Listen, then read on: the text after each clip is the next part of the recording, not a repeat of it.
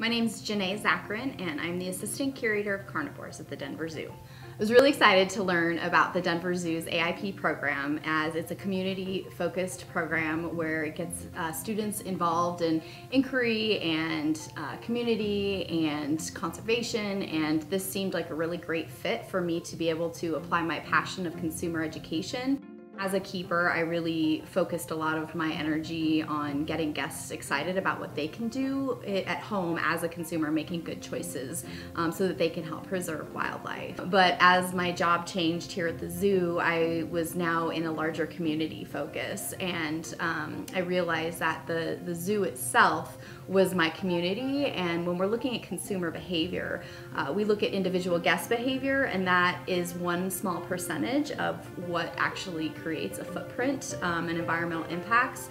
And so when I changed my focus from the zoo consumer and the zoo visitor to the zoo as a consumer, it allowed me to look at things at a much broader scale. And I was in a collection planning meeting one day with my team and had this aha moment that all of our animals that we have at this zoo or any zoo that we're at is going to have an environmental footprint and impact to house that. California sea lions here in Denver has quite an environmental impact. We have an aquatic system that requires life support, which includes pumps and chemicals. We also have to feed these animals, and when we have one individual alone can eat upwards of 40, 50, 60 pounds of fish per day at different times of the year, when we have to ship that food in from the coast, that has a huge environmental impact. So what my project aims to do is just to evaluate us as an organization and use those metrics to drive some of those decisions around our collection planning.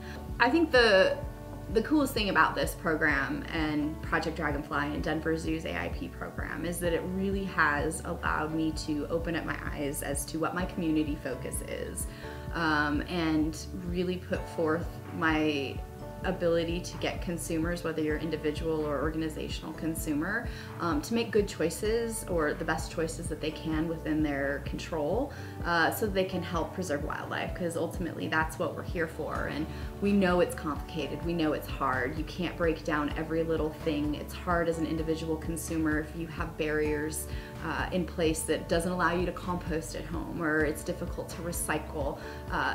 All you can do is the things that you can do, and that's all that I, as a Project Dragonfly graduate and consumer, can do, is ask people to do the same and make the best choices within our control.